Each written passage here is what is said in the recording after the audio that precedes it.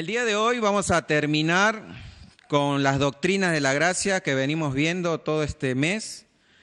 Y hoy vamos a tocar el tema de la perseverancia de los santos. Quiero que cierren todos sus ojos, voy a comenzar con una oración. Dios mío, Señor, Padre amado, te damos gracias, Señor, por este día, porque nos permite, Señor, alabarte y ahora escuchar tu palabra, oh Dios mío. Señor, te pido que me uses, que tu Espíritu Santo, Señor, me esté usando como un vaso de barro en las manos del alfarero, Señor, para poder exponer tu palabra con verdad, con autoridad, y que obre en el corazón de cada uno de los oyentes, de mis hermanos, de las personas que nos visitan. Te pido, Señor, que tu Espíritu Santo nos esté dando sabiduría, comprensión de lo que vamos a entender hoy y que nos esté guiando a través de la lectura. En tu nombre, Jesús, oramos. Amén. Como le dije, hoy vamos a ver la última doctrina de la gracia, que es la perseverancia de los santos. Y antes de comenzar, quiero que se imaginen algo. Imagínense a una persona X, a un señor X, y para hacerlo más fácil vamos a ponerle un nombre, ¿sí? Que se llame Pepito. Pepito, imagínense esto, Pepito vivía una vida totalmente desordenada y perversa. Pepito estaba metido en sexo, drogas, alcohol y todo lo demás que se puedan imaginar. Hasta que cierto día, Pepito asistió a una iglesia evangélica invitado por un amigo. Fue ahí donde Pepito aceptó la llamada del predicador a pasar al frente y aceptar a Cristo en su corazón. Tiempo después, Pepito se bautizó. Luego Pepito asistía fielmente a los cultos de la iglesia, leía la Biblia todos los días y parecía realmente cambiado. Pero un día Pepito apareció totalmente borracho, totalmente ebrio en la calle.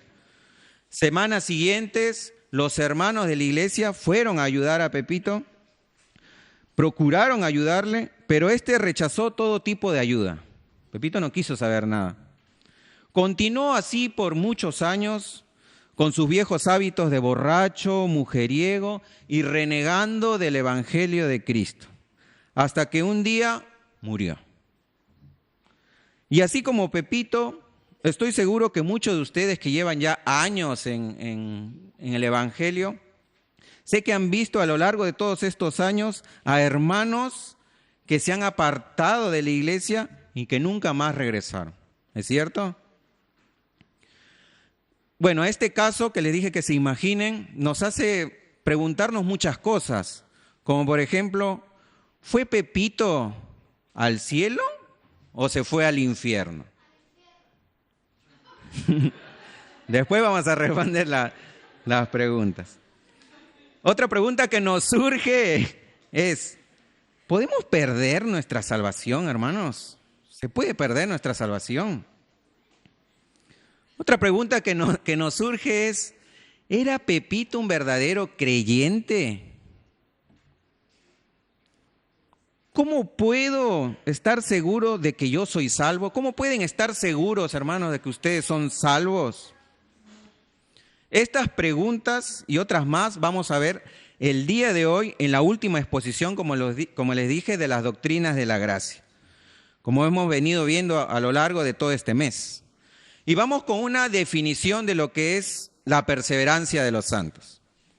Algunos de los teólogos más renombrados han preferido llamar esta doctrina la preservación de los santos. O sea, no es tanto la perseverancia de los santos, sino la preservación, ya que al fin de cuentas no es tanto que nosotros perseveramos, sino que es Dios quien nos preserva, porque Él fue el que comenzó la búsqueda del incrédulo, la santificación del que ha creído y la protección de los justos hasta el final. Sabiendo entonces esta definición de esta doctrina, podemos decirlo de la siguiente manera, y presten atención. Los que verdaderamente han nacido de nuevo serán preservados por el poder de Dios hasta el final. Y los que así perseveran dan evidencia de que ciertamente han sido regenerados por Dios, es decir, han nacido de nuevo. Vuelvo a repetir, los que verdaderamente han nacido de nuevo serán preservados por el poder de Dios hasta el final. Y los que perseveran dan evidencia de que ciertamente han sido regenerados por Dios, es decir, que han nacido de nuevo. En otras palabras, más simple, mis hermanos, la mejor evidencia de que soy salvo, ¿qué es? Es nuestra perseverancia en los caminos del Señor. Como lo dijo nuestro Señor Jesucristo en Mateo capítulo 10, versículo 22, dijo lo siguiente: el que persevere hasta el fin, ese será salvo.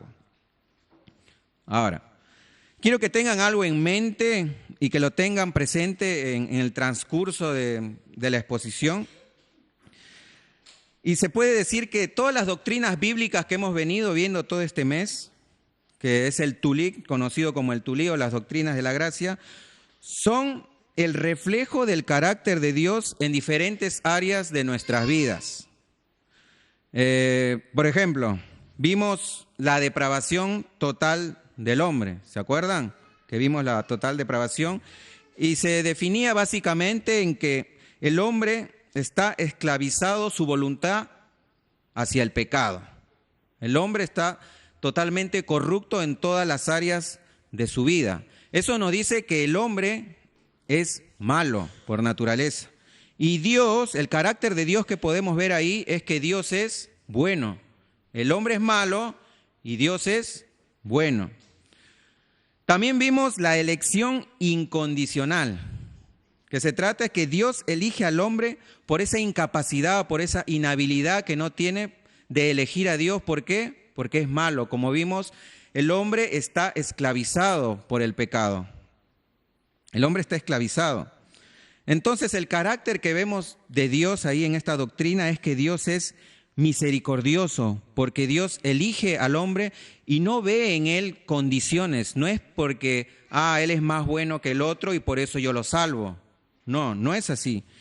Dios elige porque elige por el puro afecto de su voluntad, dice. Nos eligió a nosotros por amor y Dios es sabio en elegir. Nosotros no sabemos realmente, yo no sé por qué me eligió a mí, por qué no eligió a otro. Y ustedes también se estarán preguntando, ¿no? ¿Por qué a mí, Señor, y por qué no sé, a mis hijos, a mis hermanos, a mis parientes? Eso lo vamos a saber cuando estemos delante del Señor. Pero eso sí, sabemos que Dios tiene un propósito y que nos eligió por amor. De ahí luego vimos la expiación limitada, que básicamente trataba de que Jesús no muere por todo el mundo como algunos creen, sino que muere por sus elegidos, muere por su pueblo, muere por sus ovejas, como le explicó nuestro querido pastor Fernando. Entonces, el carácter de Dios que podemos ver ahí, particular, es su amor, ¿no? Dios es amor. Dios también, otro carácter que vemos es un Dios de reconciliación, porque antes estábamos muertos en nuestros delitos y pecados y Él nos reconcilió a través del sacrificio precioso que hizo su Hijo Jesucristo en la cruz. Podemos ver esos dos caracteres y podemos ver muchos más. Luego también vimos la semana pasada lo que fue la gracia irresistible, o también llamado de otra manera, llamamiento eficaz, ¿no? Que quiere decir que Dios cuando llama a alguien que está perdido y que Él ya predestinó, esa persona viene a los pies del Señor, viene y no se puede resistir a esa gracia de salvación. Podemos ver el carácter de Dios ahí en que Dios es soberano, que Dios controla todo el universo y que Dios es un Dios de decretos, que cuando Dios dice algo, se tiene que cumplir, Y valga la redundancia, también vemos el carácter de su gracia, vemos que es un Dios de gracia. Y hoy, viendo el último punto, que es la perseverancia de los santos, que básicamente nos va a hablar de que la salvación no se pierde, en realidad la salvación no se pierde. Y vamos a ver 3 aspectos de su carácter de Dios aquí. Y es que la salvación no se pierde porque Dios es fiel. Dios es fiel para con nosotros. Otro aspecto que vamos a ver, otro carácter de Dios, es que es poderoso, que nosotros no nos vamos a perder por el poder de Dios. Y vamos a ver un último aspecto que es Dios es misericordioso. Ya que Dios es misericordioso, nosotros podemos perseverar en el camino del Señor. Vamos a ver el primer punto, que es la fidelidad de Dios y nuestra perseverancia.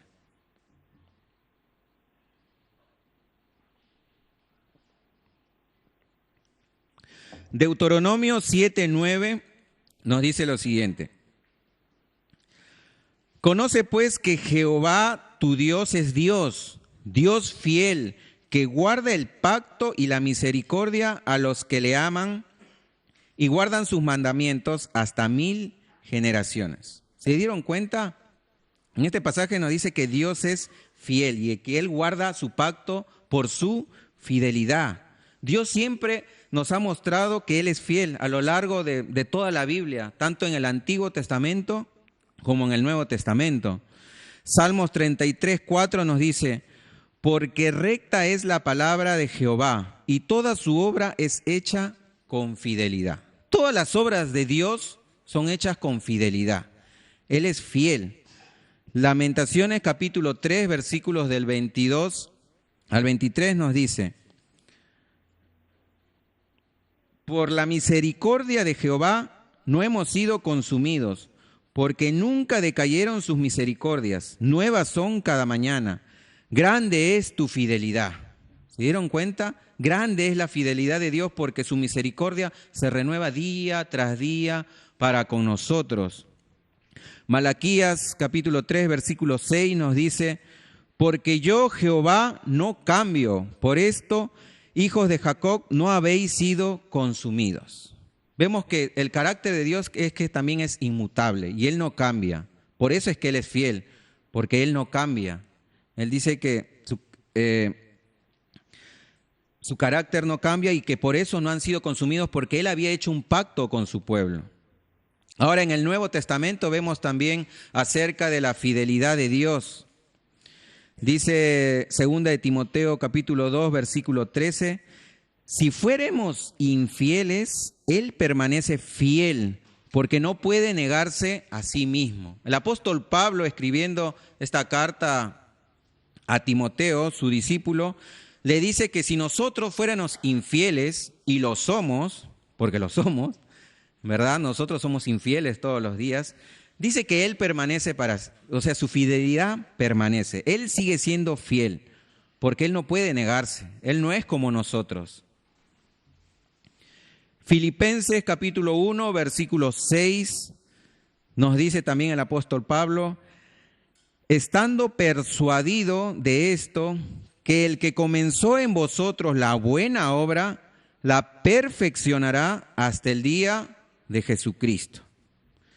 El apóstol Pablo, escribiendo esto a la iglesia de Filipos, dice que él estaba persuadido, él estaba convencido de que Dios es el que comienza la buena obra. Nosotros no comenzamos la obra de salvación, sino que es Dios. Y él estaba realmente convencido de que él la va a perfeccionar. O sea, si comenzó una obra en ustedes, hermanos, tengan por seguro que él la va a terminar. En otras palabras, lo que Dios comienza, Dios lo termina, lo tiene que terminar. Así que afirmar que la salvación puede perderse es creer que de alguna manera nosotros comenzamos la salvación. Por eso es que los que afirman que nosotros elegimos nuestra salvación, como dicen algunos, y Dios no, son los que frecuentemente dicen que se puede perder dicha salvación, porque ellos piensan que en realidad depende de ellos, que ellos comenzaron, que ellos eligieron en Dios, que ellos pusieron su fe en Dios. Efesios capítulo 2, versículos del 8 al 9, nos dice lo siguiente: porque por gracia sois salvos por medio de la fe, y esto no es de vosotros, pues es un don de Dios, no por obras para que nadie se gloríe. O sea, en realidad tienen cierta razón. Nosotros pusimos nuestra fe en Dios. Nosotros creímos en Dios. Pero acá nos dice que esta fe es un don de Dios, es un regalo de Dios para con nosotros. La fe que nosotros pusimos en Jesús es un regalo de Dios. Y da la explicación, o sea, algo coherente que dice, no por obras para que nadie se gloríe. O sea, cuando estemos delante de nuestro Dios, vamos a estar delante de Dios y le vamos a decir, Señor, yo puse mi fe, yo hice esto. No, sino que el apóstol Pablo nos está diciendo de que aún la fe es un don de Dios. Y no podemos jactarnos delante de Dios, no podemos gloriarnos delante de Dios. ¿Se dieron cuenta? Parece también haber un cierto temor de que si predicamos esta doctrina, como lo estoy diciendo el día de hoy, muchos adoptarían un libertinaje, porque pueden decir, bueno, entonces si la salvación no se pierde, hagamos lo que querramos, ¿no? Vamos a vivir la vida loca. Y yo creo que, hermanos, el hecho de pensar así es no haber entendido la doctrina de la regeneración. ¿Qué quiere decir la doctrina de la regeneración? Cuando el Espíritu de Dios viene a morar dentro de nosotros y viene a regenerarnos, todo cambia, todo cambia. La Biblia dice que somos hechos nueva criatura. No es que ahora somos una versión mejorada de lo que éramos antes, no. No somos una versión mejorada, somos una nueva criatura. Ahora nuestros deseos son otros. Nuestra forma de pensar es diferente. Y esto no significa, hermanos, que el creyente no peca, porque el creyente peca y peca todos los días. Pero cuando lo hace, cuando el creyente peca, ¿qué es lo que pasa? Su pecado le pesa, su pecado le duele, su conciencia lo atormenta y no tiene paz en medio del pecado. O sea, nosotros si pecamos no vamos a estar en paz, ni para con Dios ni para con nuestras vidas. Siempre vamos a estar aturdidos, porque nosotros queremos vivir en santidad, ¿no es cierto? Por eso es que si un hermano que profesa la fe dice, bueno, salvo, siempre salvo, y hace de su vida lo que quiera, realmente entonces está demostrando que no es salvo. Vemos en Isaías 54:10, el profeta Isaías nos dice, porque los montes se moverán y los collados temblarán, como vimos hoy día también este versículo en la escuela bíblica en Nahum. Dice, pero no se apartará de ti mi misericordia, ni el pacto de mi paz se quebrantará, dijo Jehová, el que tiene misericordia de ti. Vemos ahí el aspecto de la fidelidad de Dios. Y pone el profeta Isaías, dice que aunque los montes se muevan y los collados tiemblen. Y Isaías hace este ejemplo porque para nosotros los hombres, los montes y los collados, es decir, los cerros, para nosotros es algo inamovible. Nadie puede mover un monte, ¿cierto? Es algo que es permanente y que solamente un terrible terremoto podría moverlo, pero eso es algo casi imposible. Y Dios hace este contraste y nos dice que su misericordia, o sea, aunque ese pase, su misericordia y su pacto no se quebrantará, haciendo este increíble contraste, mostrando que Él es fiel, que Él es fiel. El profeta Jeremías, en el capítulo 32, versículo 40, también nos dice, ni nos habla de su fidelidad, haciendo alusión al nuevo pacto, y nos dice, y haré con ellos un pacto eterno, que no me volveré atrás de hacerles bien, y pondré mi temor en el corazón de ellos para que no se aparten de mí. El profeta Jeremías nos dice que Dios va a hacer un pacto eterno, y no es simplemente algo temporal, sino que va a ser algo por la eternidad. Y que Dios en su fidelidad, para que nosotros perseveremos, dice que va a infundir temor en nuestros corazones. ¿Para qué? Para que no nos apartemos de Él. Es decir, Dios tiene que intervenir, hermanos, para que no nos desviemos de su camino. La perseverancia que nosotros podamos tener depende de ¿qué entonces? De la fidelidad de Dios y del trabajo de su Espíritu Santo en nosotros, que nos santifica día a día. Vamos a ver entonces ahora otro aspecto de su carácter y de por qué nosotros perseveramos en la fe.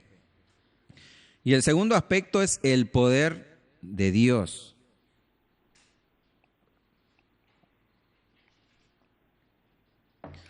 El poder de Dios y nuestra perseverancia.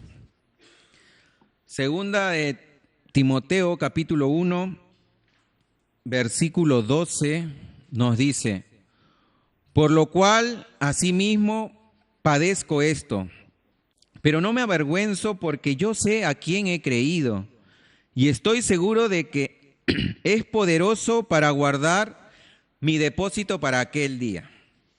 El apóstol Pablo le estaba escribiendo a Timoteo y le dice que aunque él estaba padeciendo a causa de Cristo, él no se avergonzaba. ¿Por qué? Porque él sabía en quién había creído, en Dios. Y conocía, dice, lo poderoso que es. Y que por ese poder él lo iba a guardar para aquel día cuando se encuentre con su Señor. Y muchas veces, hermanos, nosotros los cristianos flaqueamos en nuestra fe cuando vemos esos momentos de prueba, esos momentos de sufrimiento, esos momentos de tribulación donde parece que Dios nos ha abandonado. Pero debemos recordar, hermanos, y estar convencidos de lo poderoso que es Dios para no dejarnos caer. Él no nos va a dejar caer en la apostasía, a pesar de lo mucho que suframos, porque Él es fiel y Él es poderoso para guardarnos. Es más, los verdaderos cristianos, los que han nacido de nuevo, se fortalecen. Una vez que pasan ese momento de prueba, ese momento de tribulación, salen más fortalecidos en su fe. Judas, capítulo 1, versículos del 24 al 25, también nos habla sobre el poder de Dios y en nuestra perseverancia. Dice Judas, capítulo 1, versículos 24 al 25, y aquel que es poderoso para guardarnos sin caída y presentarnos sin mancha delante de su gloria con gran alegría, al único y sabio Dios, nuestro Salvador, sea gloria y majestad, imperio y potencia, ahora y por todos los siglos. Amén. La carta de Judas también nos dice lo poderoso que es Dios, lo poderoso que es Dios. ¿Para qué? Para guardarnos, dice, sin caída. Y esto, hermanos, no quiere decir que los cristianos, como les dije anteriormente, no caigamos en pecado o no nos apartemos por un tiempo, porque sí, existe esa posibilidad de que nosotros podamos caer en un pecado grave o que nos apartemos por un tiempo. Lo que quiere decir este versículo es que Dios nos guarda de caer en un estado de condenación. O sea, nosotros vamos a caer, pero no vamos a caer en condenación, no vamos a caer fuera de la gracia de Dios, porque dice que Dios es poderoso para guardarnos de la apostasía. Primera de Juan, la carta el Evangelio de Juan, capítulo 10, versículos del 27 al 29, nos dice lo siguiente. Nuestro Señor Jesús hablando dice: mis ovejas oyen mi voz, y yo las conozco y me siguen. Y yo les doy vida eterna, y no perecerán jamás, ni nadie las arrebatará de mi mano. Mi Padre que me las dio es mayor que todos, y nadie las puede arrebatar de la mano de mi Padre. Wow. Jesús dice que sus ovejas oyen su voz y que Él nos da la vida eterna. Y si es que Él nos da vida eterna, entonces es imposible que podamos perder la salvación, porque nosotros desde ya tenemos la vida eterna. Es una promesa que Dios nos dio por creer en Él. Y también dice algo sumamente interesante y esperanzador, y es que el Padre dice que es mayor que todos. O sea, no hay un ser en este universo que sea más poderoso que Dios. No existe, porque Él inventó todas las cosas, visibles e invisibles. No hay un ser que sea más poderoso que Él. Y dice que nadie puede arrebatar de las manos de su Padre, de mi Padre, de Dios. Es decir, que Dios, hermanos, nos sostiene, como cantamos hace poco, Él me sostendrá. Él nos sostiene de nuestras manos. No es que nosotros nos aferramos a Dios, no, es al revés. Dios nos sostiene. Y el pastor Sugel Michelén, investigando, viendo un video sobre esto, daba ese ejemplo de, por ejemplo, los que tienen niñitos pequeños, ¿no? Los que tienen niñitos pequeños y van a cruzar una calle. ¿Ustedes dejan que sus hijos le agarren de la mano o ustedes le agarran la mano a su niño? Obviamente que ustedes le tienen que agarrar la mano, porque si no el niño se puede soltar y puede venir un carro, un auto y los puede atropellar. Y bueno, de la misma manera, no es que nosotros nos asimos de Dios, sino que Él nos agarra, Él nos protege, porque Él es poderoso. Juan capítulo 17, versículos del 11 al 13, nos dice lo siguiente. Y ya no estoy en el mundo, mas estos están en el mundo, y yo voy a ti, Padre Santo. A los que me has dado, guárdalos en tu nombre, para que sean uno así como nosotros. Cuando estaba con ellos en el mundo, yo los guardaba en tu nombre, a los que me diste. Yo los guardé y ninguno de ellos se perdió, sino el hijo de perdición, para que la Escritura se cumpliese. Pero ahora voy a ti y hablo esto en el mundo para que tengan mi gozo cumplido en sí mismos. En este capítulo de Juan, capítulo 17, Jesús está orando, ¿no?, por sus discípulos y Él dice que los guarde en su nombre. Hablar del nombre de Dios, vemos siempre en el Antiguo Testamento que hablar del nombre de Dios representa todo el poder de Dios y toda la autoridad que Él tiene a través de todos sus atributos. O sea, el nombre de Dios representa toda su persona, lo que es Él, su esencia y todo lo inimaginable que es Él. Por eso es que nosotros también tenemos un nombre y un apellido, ¿cierto? Bueno, el nombre de Dios es sagrado. Y cuando se menciona el nombre de Dios, es como que Dios estuviera haciendo un juramento. Y Él no puede revocar ese juramento en su nombre.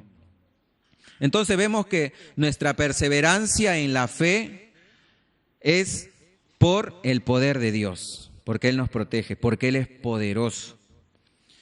Y vemos también el último carácter. Hay muchos atributos de Dios que podemos ver, pero vamos a ver 3 nada más, como les dije. Y vamos a ver ahora la misericordia de Dios y nuestra perseverancia. Y vamos a citar,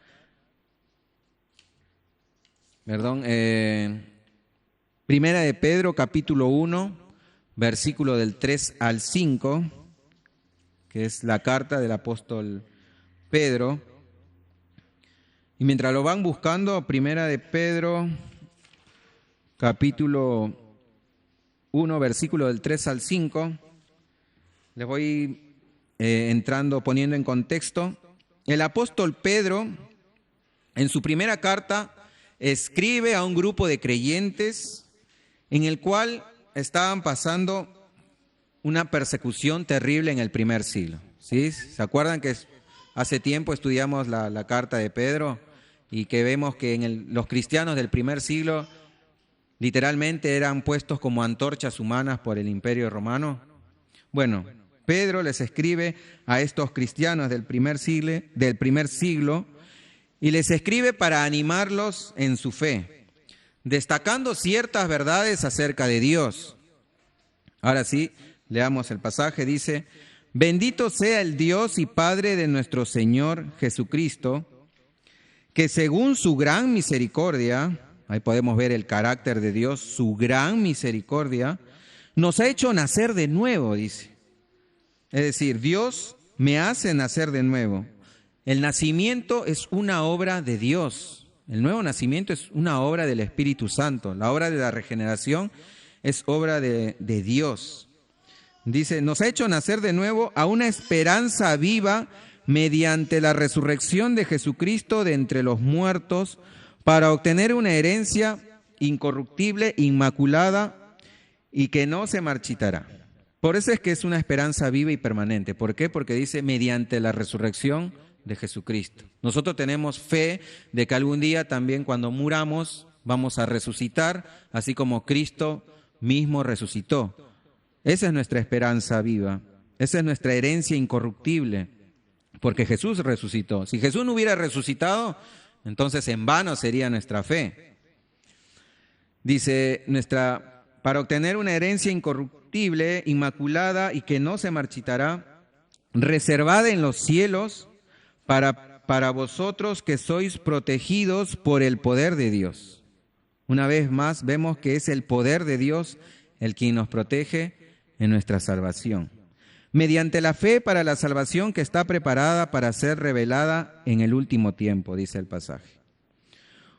Una vez más vemos, mis hermanos, que no es la habilidad del hombre el de conservar su fe, sino que es el poder y el carácter de Dios. Bueno, como hemos visto ahora estos aspectos del carácter de Dios y nuestra perseverancia en la salvación, en la fe, en los caminos del Señor, vamos con unas preguntas que muchos de nosotros nos hacemos siempre, unas preguntas más o menos difíciles, se podría decir. Y la primera pregunta ¿es posible que un nacido de nuevo viva una vida de pecado?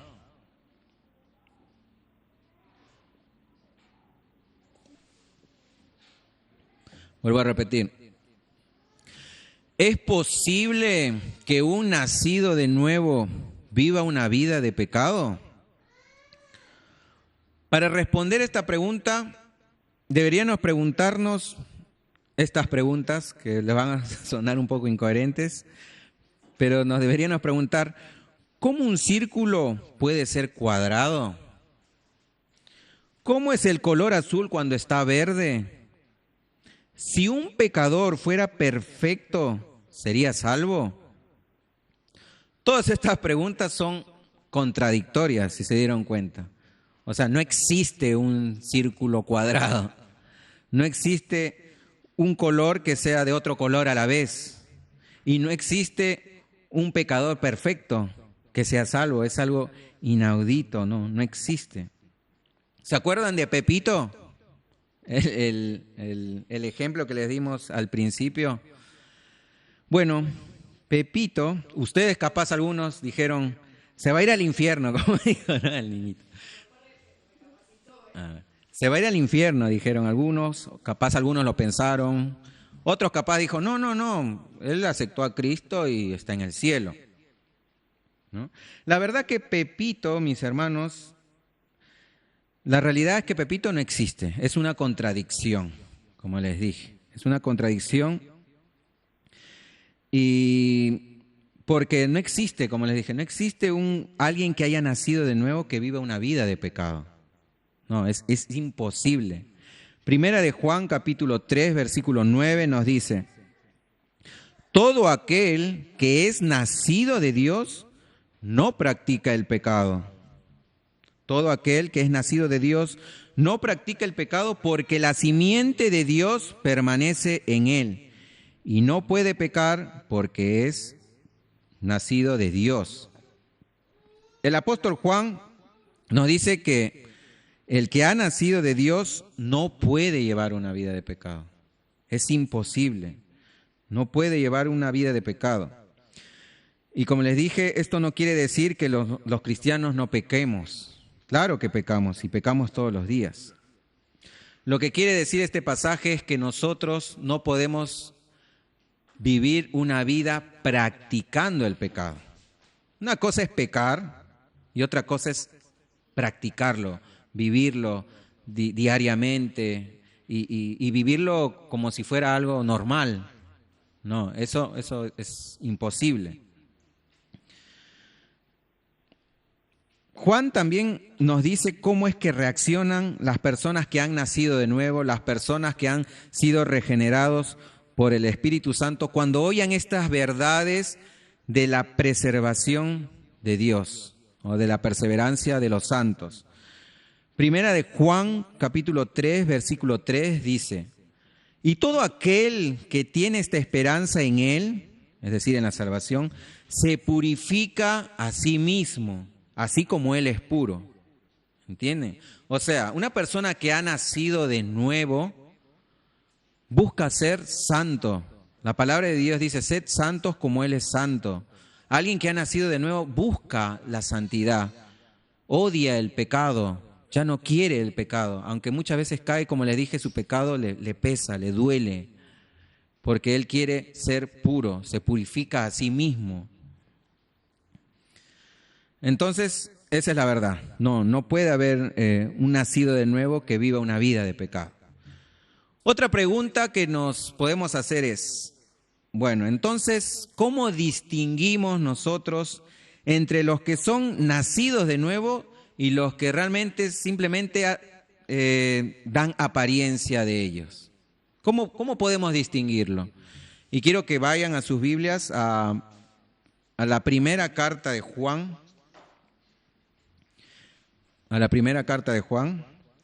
y les voy diciendo que en realidad este es algo muy difícil y muy delicado también, porque no podemos ir, ¿no?, por la calle diciendo, o en la iglesia, perdón, diciendo, no, este no nació de nuevo, no, este es un perdido. No, es algo realmente serio, es algo delicado. No podemos, nosotros no somos Dios, ¿sí? No somos Dios. Y es muy difícil también distinguir porque hay muchos hermanos que son muy buenos actores en realidad. Son muy buenos actores.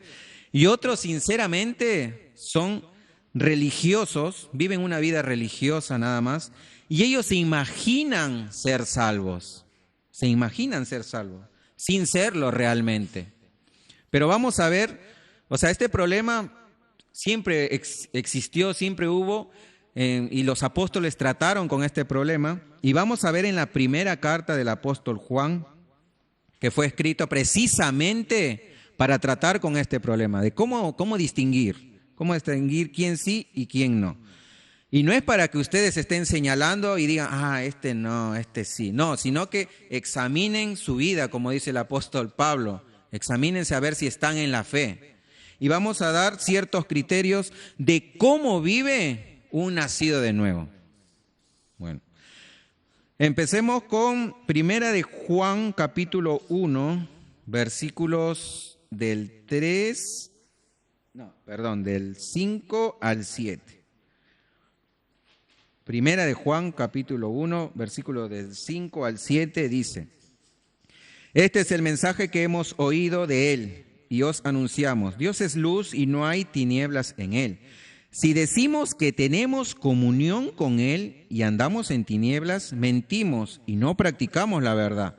Pero si andamos en luz como él está en luz, tenemos comunión unos con otros y la sangre de Jesucristo, su Hijo, nos limpia de todo pecado. Entonces, lo que vemos acá es que, uno es que debemos andar en luz, como él es luz. Y también nos dice que debemos tener comunión con Dios. Una persona que ha nacido de nuevo tiene comunión con Dios y con los hermanos, nos dice este pasaje.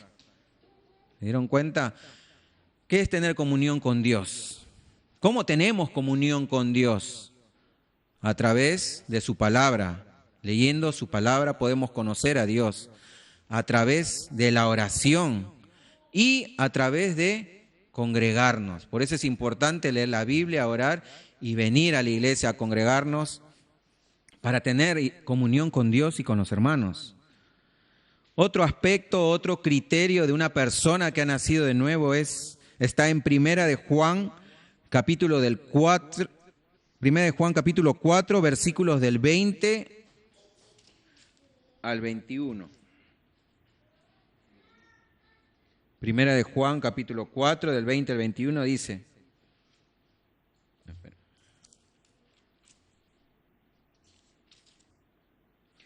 Si alguno dice, yo amo a Dios y aborrece a su hermano, es mentiroso, pues el que no ama a su hermano, a quien ha visto, ¿cómo puede amar a Dios a quien no ha visto?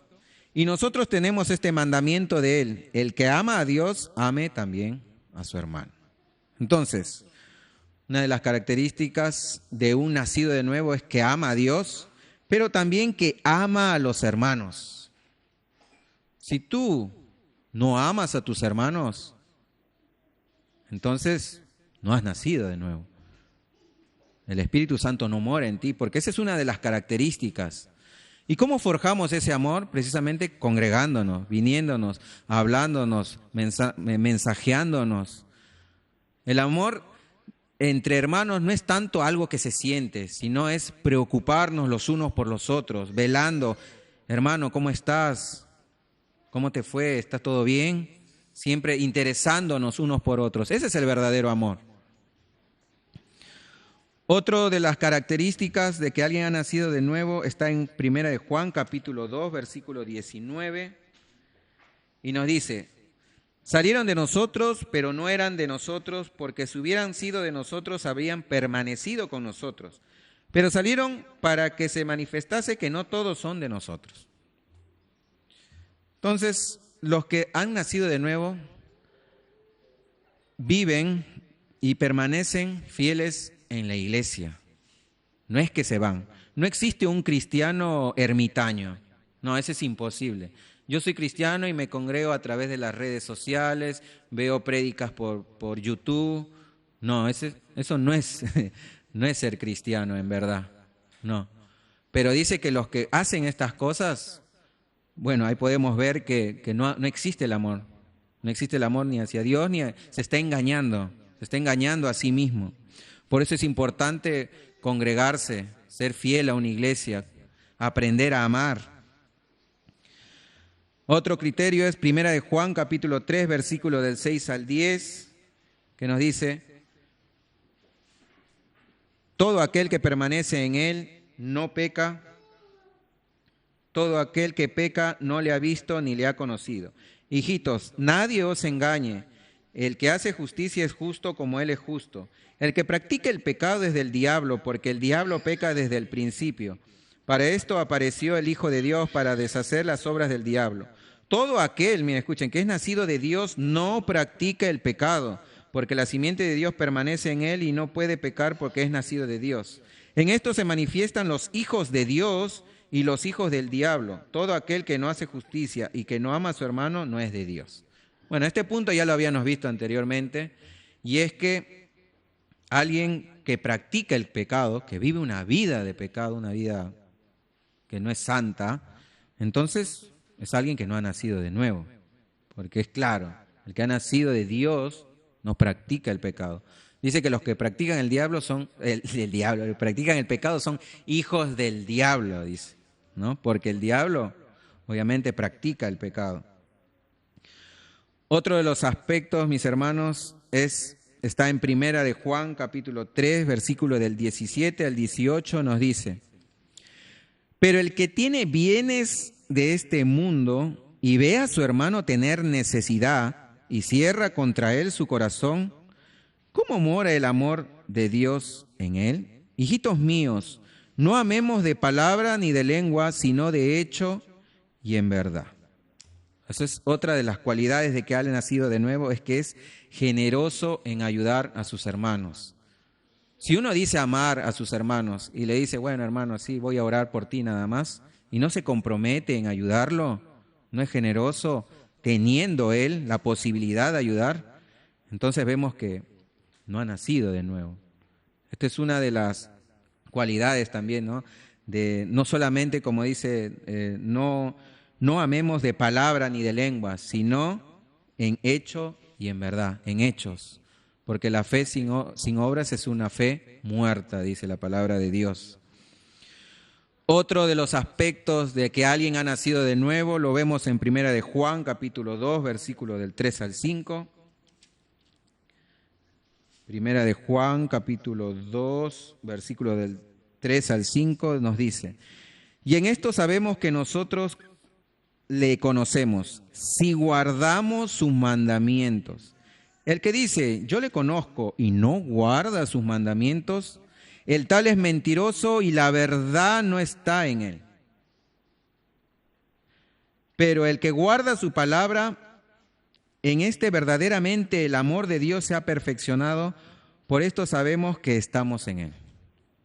Eso, guardar los mandamientos de Dios. Yo sé que es difícil guardar los mandamientos de Dios, pero debemos esforzarnos por obedecer su palabra, pedirle ayuda al Espíritu Santo por obedecer. Pero alguien que no se esfuerza, hermano, alguien que lee la Biblia y no se esfuerza por obedecer la palabra de Dios, es alguien que no ha nacido de nuevo.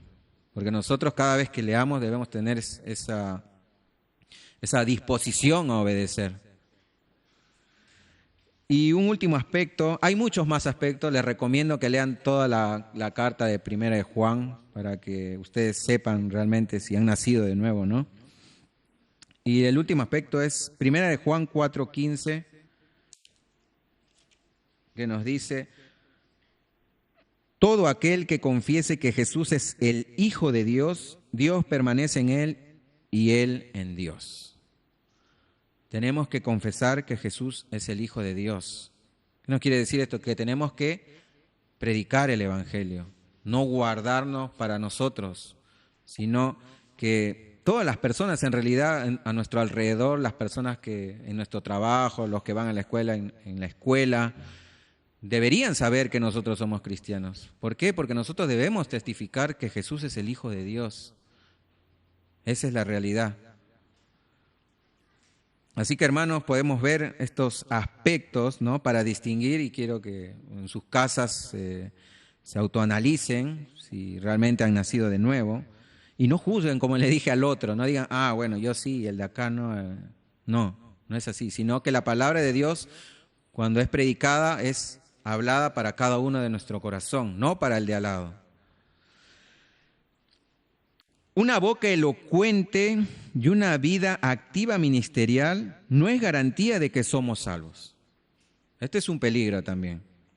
O sea, como vimos en el último aspecto, decir que somos cristianos no garantiza realmente que somos cristianos o que hemos nacido de nuevo.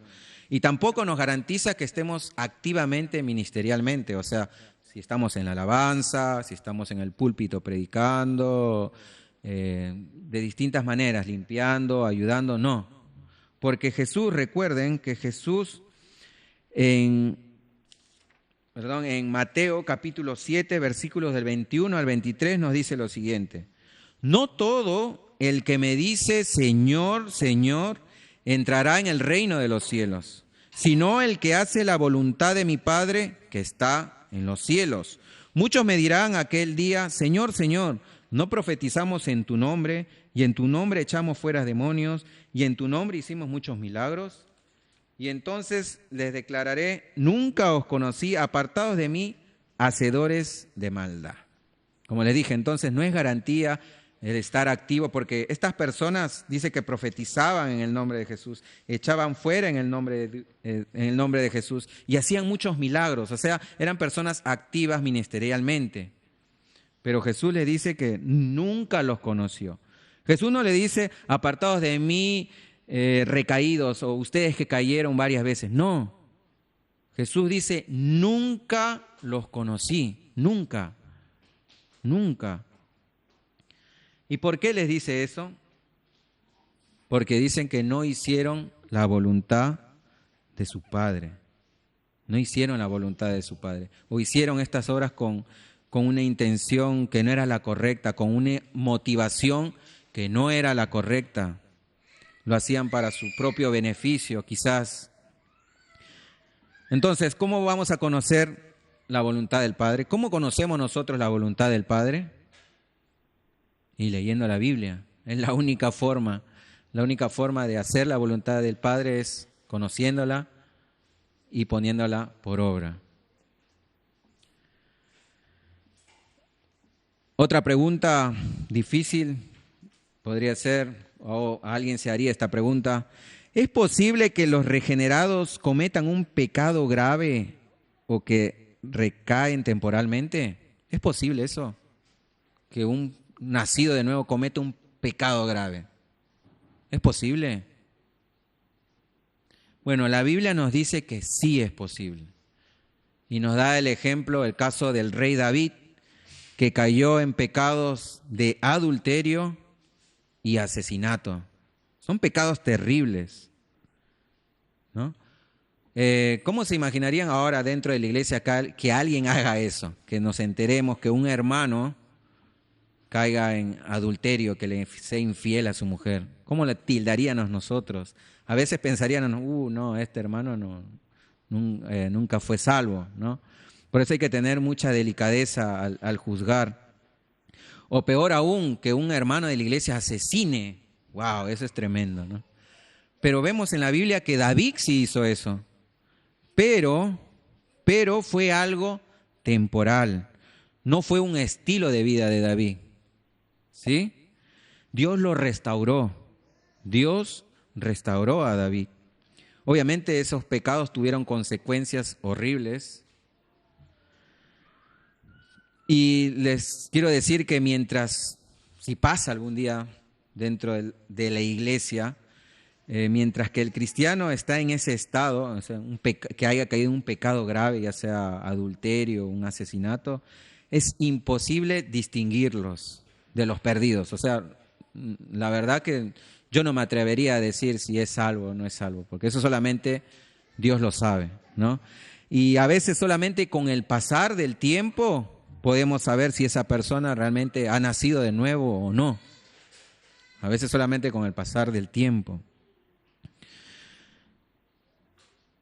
Otra pregunta que nos podamos hacer acerca del tema es: ¿cuánta seguridad se le debe dar a los nuevos convertidos? ¿Alguien me puede traer un poquito de agua, por favor? ¿Cuánta seguridad se le debe dar a los nuevos convertidos? En algunos grupos religiosos, en otras iglesias, les dicen que son salvos a las personas que recién, ¿no?, conocen al Señor por el simple hecho de haber repetido una oración de fe, ¿no? Les dicen, hermano, ven, repite esta oración de fe, y después que termina, después que repitió eso, le dicen, ya eres salvo, ya eres parte de la familia de Dios. O también les dice, acérquense ahí, ¿no? A otras iglesias donde dice, hermanos, a ver los que quieren aceptar a Cristo, pasen al frente, por favor, que voy a orar por ustedes, gracias, voy a imponer mis manos en ustedes para que reciban el Espíritu Santo. O también le dicen que por sentir, vieron que en otras iglesias sienten, no sé, algo místico y se caen al suelo, no sé, o sienten un temblor, algo, y dicen, bueno, no, ese es el poder del Espíritu Santo, ya has nacido de nuevo. No, hermanos, esto es muy peligroso. Muy peligroso decirle que ya son salvos si han pasado por eso simplemente. No. Porque nada, es de lo que acabo de mencionar, nada tiene que ver con la regeneración. Nada tiene que ver con la obra del Espíritu Santo que obra y que hace en nuestro corazón. Por eso es sabio no dar este tipo de seguridad a alguien que viene por primera vez a la iglesia porque pasó por esto. Lo ideal sería proceder como hicieron los apóstoles en la iglesia primitiva. ¿Qué hacían los apóstoles? Primero los exhortaban a los primeros cristianos, a los nuevos creyentes, a continuar en la fe. Los exhortaban a que sigan en el camino del Señor. También les enseñaban privadamente en sus casas, iban a sus casas, tenían discipulados. Por eso que Jesús dijo, vayan y predican el Evangelio y hagan discípulos, ¿no? Y que todo lo que les enseñen lo obedezcan. Por eso es bueno el discipulado. Y en el transcurso ya de los estudios, o sea, mientras el nuevo creyente va sabiendo de lo que es la salvación, poco a poco se va haciendo claro si es realmente salvo o no, ¿no? Algunos reciben la seguridad directamente del Espíritu Santo. Romanos capítulo 8, versículo 16 dice, el Espíritu mismo da testimonio a nuestro espíritu de que somos hijos de Dios. O sea, no hay necesidad de decirle porque esta persona está convencida en su corazón que ha ocurrido algo, que antes vivía de cierta manera y ahora vive de otra manera. Pero para otras personas la seguridad viene poco a poco. O sea, es un proceso al ver la operación de la gracia de Dios en sus vidas. Porque no todos cambian así abruptamente. Hay unos hermanos que de la noche a la mañana cambian así y tú dices, wow, qué cambio. Pero otros el proceso es más lento, ¿no? Poco a poco. Y eso. Ahora, viene la última pregunta. Hay objeciones a lo que yo estoy hablando, porque les voy a hacer esta pregunta. ¿Existen textos bíblicos que dicen que la salvación se pierde?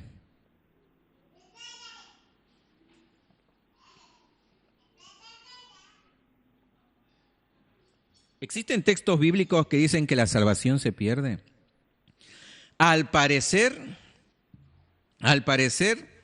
para algunos sí existen estos textos y se los voy a nombrar. Por ejemplo, Mateo 10, 22, que lo acabamos de leer, dice, y seréis aborrecidos de todos por causa de mi nombre, mas el que persevere hasta el fin, este será salvo. ¿Ya ves, Carlos? Ahí dice, el que persevere será salvo. O sea, si yo no persevero, puedo perder mi salvación. Juan 15, 6 dice, el que en mí no permanece será echado fuera como pámpano y se secará y los recogen y los echan en el fuego y arden. ¿Ya ves? Ahí dice que si yo no permanezco voy a ser arrojado al infierno. ¿Ya ves que sí se puede perder, Carlos? Primera de Corintios capítulo 9 versículo 27 dice, el apóstol Pablo dice, sino que golpeo mi cuerpo y lo pongo en servidumbre, no sea que habiendo sido heraldo para otros yo mismo venga a ser eliminado. Ya ves, el apóstol Pablo está diciendo que puede perder la salvación, que puede ser eliminado. Filipenses capítulo 2, versículos 12 dice, por tanto, amados míos, como siempre habéis obedecido, no como en mi presencia solamente, sino mucho más ahora en mi ausencia, ocupaos de vuestra salvación con temor y con temblor. ¿Ya ves? Carlos, ahí está diciendo que tengo que cuidar mi salvación porque si no la puedo perder. Hebreos capítulo 6, versículos del 4 al 6 que hemos estudiado hace un par de semanas, Dice, porque es imposible que los que una vez fueron iluminados y gustaron del don celestial y fueron hechos partícipes del Espíritu Santo y asimismo gustaron de la buena palabra de Dios y los poderes del siglo venidero y recayeron, sean otra vez renovados para arrepentimiento, crucificando de nuevo para sí mismos al Hijo de Dios y exponiéndole a vituperio. Dice, ¿ya ves? ¿Ves que sí recayeron y que es imposible ser renovados para arrepentimiento? Hebreos capítulo 10, versículo 29 dice, ¿cuánto mayor castigo pensáis que merecerá el que pisoteare al Hijo de Dios y tuviere por inmunda la sangre del pacto en el cual fue santificado e hiciera afrenta al Espíritu de gracia? ¿Vieron? Te podrían decir, ¿viste que el que pisoteare al Hijo de Dios, o sea, el que apostate y tenga por inmunda la sangre del pacto, pueda perder su salvación? Y el último versículo que siempre suelen citar es Apocalipsis capítulo 3, versículo 5, dice, el que venciere será vestido de vestiduras blancas y no borraré su nombre del libro de la vida y confesaré su nombre delante de mi Padre y delante de sus ángeles. ¿Viste, Carlos? Ahí dice que si venciere no borraré. O sea que es posible que puedan borrar mi nombre del libro de la vida. ¿Vieron todos estos versículos que al parecer parece que la salvación sí se pierde? Bueno, yo pensaba explicar cada uno de estos versículos, pero por motivo de tiempo no lo haré. Si bien estos versículos parecen apoyar la idea de que la salvación se pierde, en verdad no es así.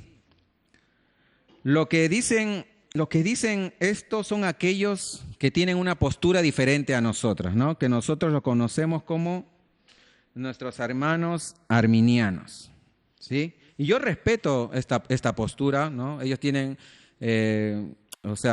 su soteriología, que es la doctrina de la salvación. Ellos lo ven de otra manera y no por eso yo creo que ellas sean herejes ni nada, ni que se van a ir al infierno, ni nada por el estilo, sino que ellos tienen otro punto de vista.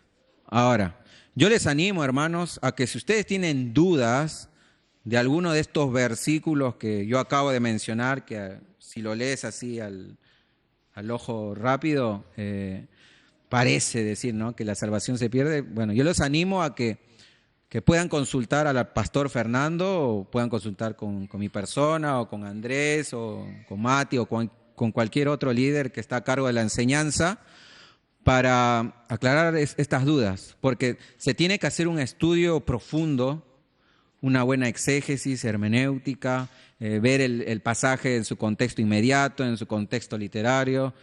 O sea, no podemos explicarlo así nomás. Y les animo a eso, podemos tomar, no sé, un café, unos mates, podemos ir a comer, si tienen dudas. Nosotros estamos para su servicio y para despejar cualquier duda.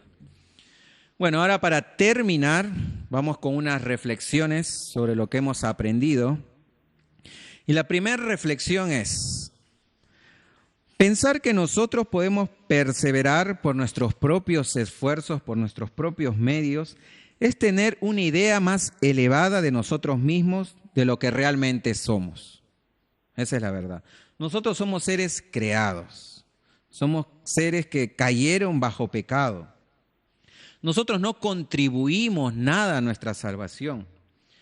Y es por eso que nuestra salvación está segura en las manos de Dios, porque nosotros no comenzamos, como vimos en Filipenses, la buena obra. Fue Dios quien comenzó la buena obra.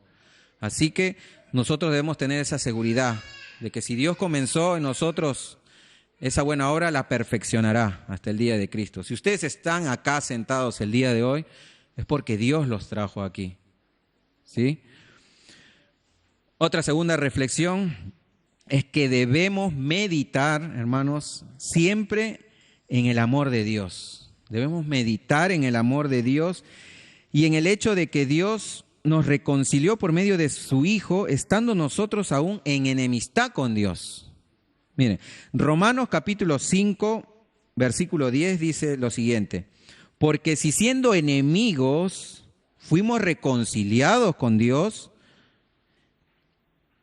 por la muerte de su Hijo, mucho más, estando reconciliados, seremos salvos por su gracia. ¿Se dieron cuenta? O sea, mediten en eso. Si antes éramos enemigos de Dios, estábamos bajo la ira de Dios, no queríamos saber nada con Dios, dice, hemos sido reconciliados por la muerte de su Hijo estando en ese estado. Ahora, ¿cuánto más? Dice, ¿cuánto más que ahora formamos parte de la familia de Dios? ¿Cuánto más que ahora somos hijos de Dios? ¿Cómo Dios no nos va a preservar? ¿Cómo no seremos salvos? Dice, por su vida. La Biblia también dice que antes nosotros estábamos muertos en nuestros delitos y pecados, y aún así Dios nos amó. Dios nos amó. Y una última reflexión, y con esto termino, hermanos, es que si aún después de toda esta explicación, de todo este sermón que les acabo de dar, te sientes inseguro de tu salvación, tú dices, no sé, ahora me hiciste dudar, no sé. Si te sientes inseguro de tu salvación, lo único que te puedo decir con todo el amor del mundo es lo que dice la Biblia, es que vengas a Cristo, hermano. Es que vengas a Cristo en arrepentimiento y fe. Que vengas a Él hoy. Jesús dijo, el que viene a mí, yo no le echo fuera. Esa es una promesa de Jesús. Ven a Él hoy. Ven a Él hoy. Y es lo que nosotros como cristianos debemos hacer todos los días. Todos los días debemos venir a los pies de Cristo arrepentidos de nuestros pecados y teniendo fe en que Él nos va a salvar en el día del juicio. Amén. Oramos. Dios mío, Señor, Padre amado, te doy gracias por este momento, gracias porque me permitiste, Señor, exponer tu palabra y esta doctrina tan valiosa, Señor, de la seguridad que tenemos en tu salvación. Sabemos que tú eres el que comenzó la buena obra, tú eres el que hizo la obra, tú eres el que nos reconcilió aún de nosotros cuando éramos enemigos tuyos, Señor. Tú nos amaste, tú mandaste a tu Hijo Jesús, tu amor se demuestra ahí, Señor, en la cruz, y podemos tener, Señor, esa seguridad de que tú nos vas a preservar, Señor, hasta el fin, y que nosotros vamos a perseverar en la fe por el poder de tu Espíritu Santo, siendo santificados hasta el día de Jesucristo. En tu nombre oramos, oh Jesús. Amén.